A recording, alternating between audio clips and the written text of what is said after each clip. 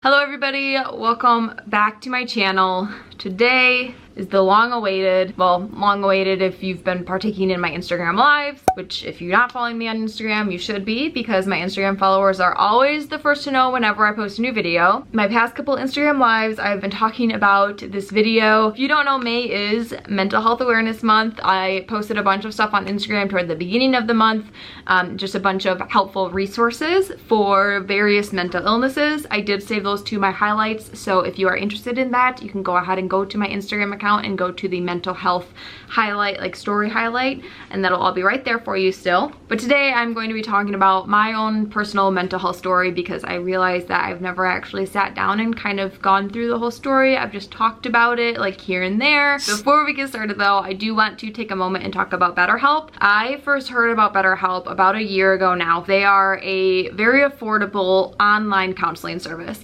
So that means that you have just unlimited access to your therapist, counselor, psychologist, psychiatrist, like whoever you get paired with or matched with.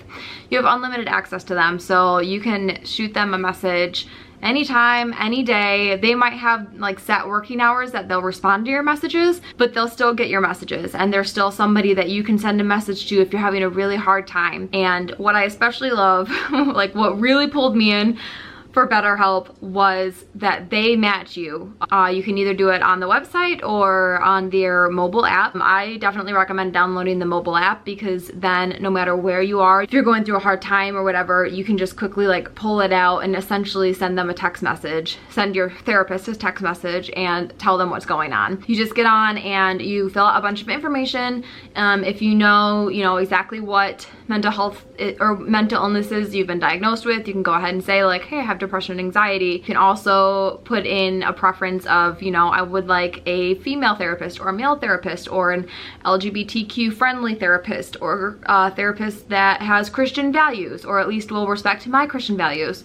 So there's a bunch of different preferences that you can put in for your therapist, and then they'll match you typically within 24 hours. Me, for example, I filled out all of my information in the afternoon one day, and by the time I woke up the next morning, I had not only an email from BetterHelp notifying me that I had been matched, but I also had a message from my therapist introducing herself and kind of her story, as well as she took the time to really look through everything that I talked about and pointed out a few things and said, I would love to get started on these first. I would love to talk about like what you mentioned here first. She took the time already to try to get a feel for what my needs are, and a few things right away like jumped out to her. For me, this was really amazing, because my biggest thing, one of the reasons that I waited so long to get help, is because the idea of finding a therapist in person is exhausting, because first you have to find somebody that is accepting new clients,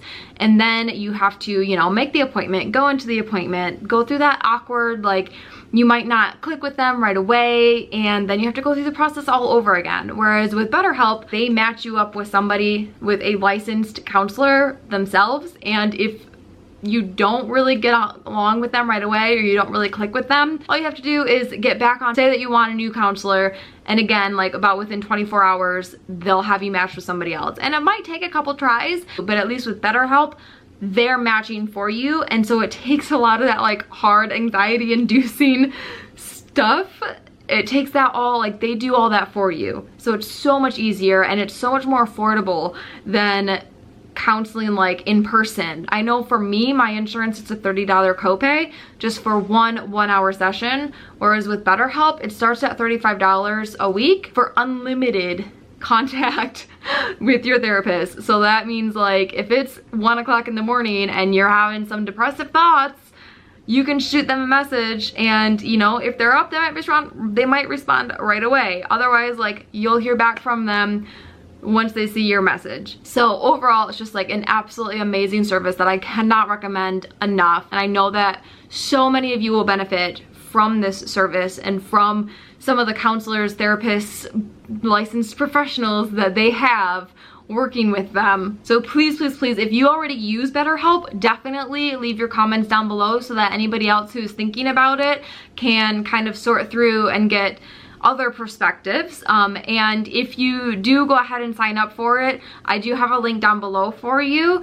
And then leave a comment down below too and let me know that you've got started, because that is one of the more like things that I cannot recommend enough. Like when I started talking to a therapist, it helped so much. Another like great thing about this, about BetterHelp and the service that they provide, is if one of your parents recently died, or you're going through a really bad breakup, or you're just going through like a harder time in life in general, you don't necessarily have a mental illness, but you're just really struggling with something, this is a really great like temporary service for you too. You can just get on, talk to somebody, like work through it, and they can help you get through this like harder time in your life and have it be not so hard. Like you have somebody in your corner basically. And I do have a link for y'all. You can go ahead and follow the link to the BetterHelp website down below. I don't understand what took so long for something like this to come about, because I just think the whole idea of it is just brilliant. It's just time for my story. Most of you know that I have struggled with depression and anxiety, especially the past year. It's been really bad,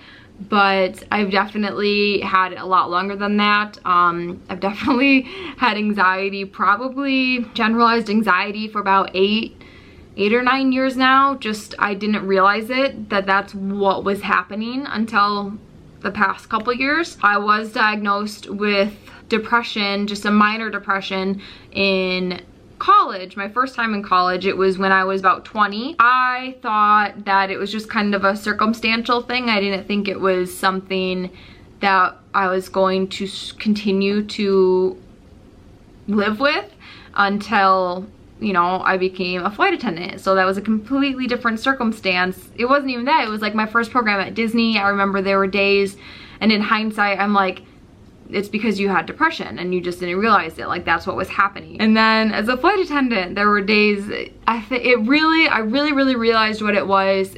I took off like a whole month of work. I called out because with my airline, you could call out up to so many days without needing doctors and blah, blah, blah. Okay, almost an entire month. It was 21 days that I called out because the idea of just like doing anything was exhausting. I really wish that there was a different term for the type of tired or exhaustion that you feel when you're depressed, because it's a totally different kind of exhaustion. It's not you just worked a 14-hour day and you were on your feet all day and you can't wait to go to bed.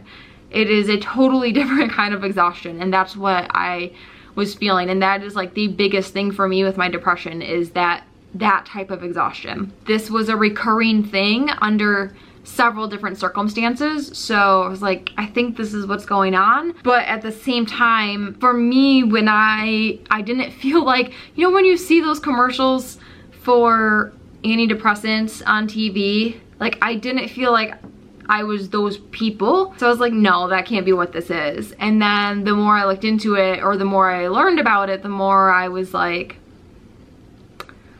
yeah, no, this makes sense. And anxiety, I knew I knew that one for a while, just because I would have kind of, I mean, infrequent panic attacks, but at least once a year, and just, you know, the typical symptoms of like generalized anxiety. And for me, like I mentioned earlier, like making phone calls and emails, it's more, you know, that meme of the dog where it's like got the phone, it looks really uncomfortable with the phone being held against its face, and it's like, you know, when you have to make your own appointments as an adult, it's like 10 times that. Like that's, you know, what kind of regular people feel as they start having to make their own appointments. And for me, I am generally like, the idea of calling and making an appointment makes me want to curl up in a ball and throw my phone away.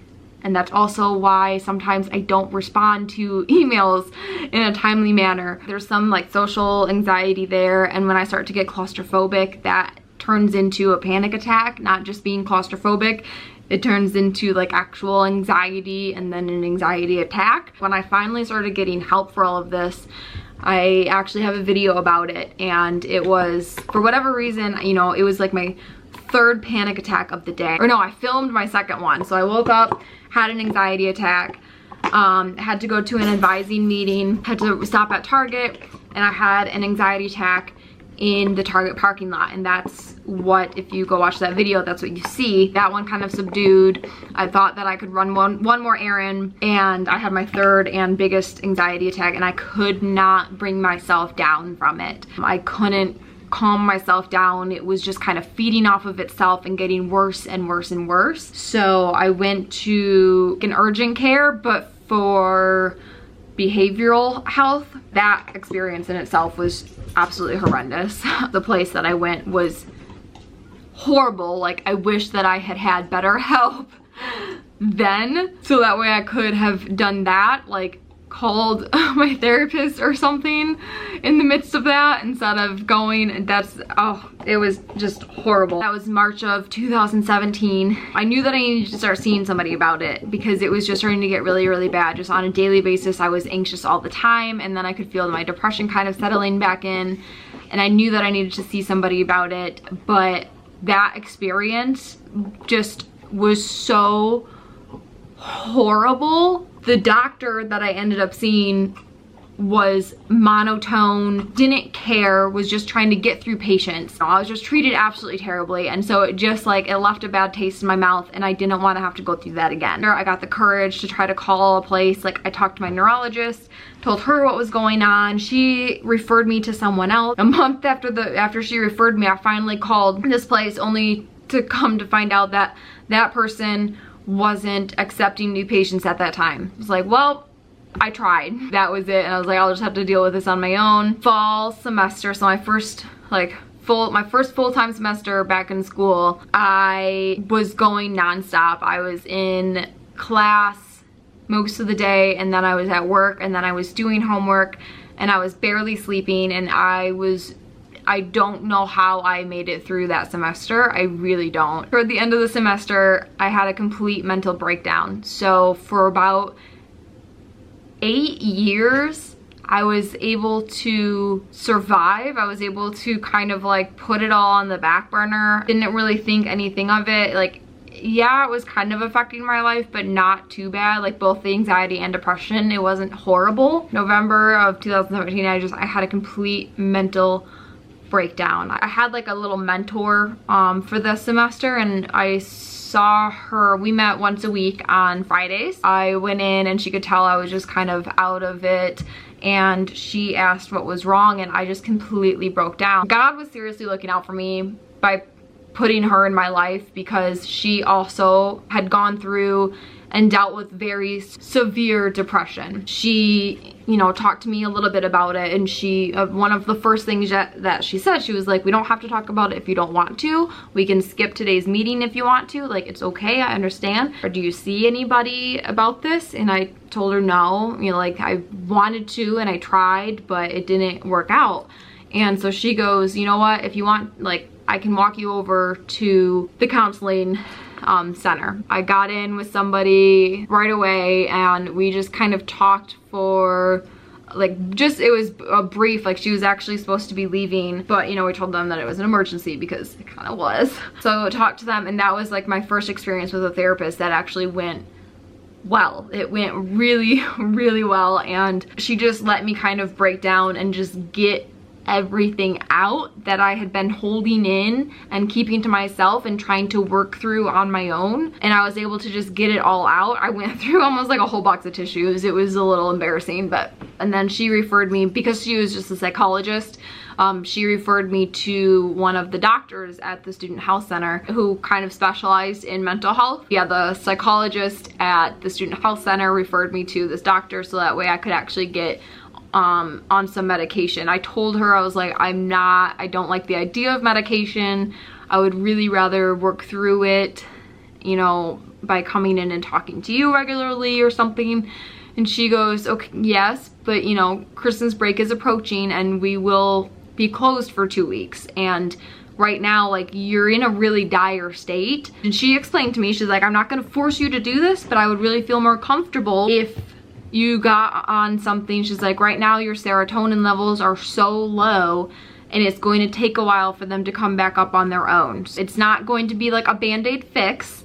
It's just going to help you get there until you can do it on your own, basically. She used the the whole idea of, you know, like walking with a walker after a really bad injury. Tried Prozac first just because it's a very good like overall antidepressant, but it didn't work for me because, as I mentioned, the exhaustion was like the really big thing for me, and it didn't really help with my like motivation and exhaustion levels that much. A month and a half later, I was like, you know, I feel better, but I'm just still tired all the time, and I just feel like I'm dragging my feet all the time, and I need caffeine, but I know that's not gonna help the anxiety situation. My doctor put me on Effexor, and that really focuses, like that really helps with your energy. So like I have to take it in the morning, otherwise I'm not sleeping at night. And that was a total game changer. It was after only 2 weeks I was already feeling like my old self. So it was like March of this year. I didn't realize how long I had gone without feeling like myself. And it, like, I felt like I was 23 again. So that's a long time to not feel 100% yourself. And I had one of those days where I was just like, wow, I feel good. This past month has been kind of hard, mostly because I just haven't been sleeping well. As much as like the Effexor has been effective for me, the only downside is like if I miss a day or 2 days, I'm gonna feel it. I'm going to feel kind of just like and not very good and a little depressive. So that's the only like thing that kind of I don't like about it, but that's also how I know that I'm not ready to transition off of it, because this isn't like a permanent thing. I'm not going to be staying on it for the rest of my life. So that is where I'm at now. I know this wasn't... Why is the Google Home going off right now? Okay, Google, stop. But yeah, that's where I am now. I know that wasn't like a chronological story necessarily, but there were some things more recently that I wanted to kind of get in depth about, just because I feel like it might help people where I was, where it was, at the time I didn't realize what was going on, or I didn't realize that the things that I was doing, the ways I was behaving, the breakdowns that I was having, I didn't realize that those were being caused by anxiety and or depression. But now looking back at it and having conversations with my therapist, I can recognize it now. Like I can look back at the past like 10 years of my life and see certain, you know, look at certain memories and realize this was because of anxiety. If you want more in depth of, you know, the anxiety, I'll link my anxiety specific video down below. I also have a depression specific video down below. If you have now sat through all of this, thank you. I appreciate you so much. If you are struggling with any sort of mental illness, please, please, please do not be afraid to reach out to a professional and get help. Like even if you have to ask a friend or a loved one to do it for you. I know so many people, and I was almost at that point too, where I almost had to ask Keith to please, you know, like call them for me, because I know I need this, but I can't do it alone. The link to BetterHelp is down below. Click it, sign up. It's totally free to sign up and get matched. It feels so nice, and it's such a huge weight lifted off your shoulders and your mind. Once again, I mean, I have BetterHelp down below. I have a couple other videos, and a whole bunch of helpful resources are in my Instagram highlight stories. So I will have a link to my Instagram account down below too. Thank you for bearing with me in this very long video. I really, really appreciate it, and for all of your continued support. Until next time, work hard, be kind, spread good vibes. I love you all. Goodbye.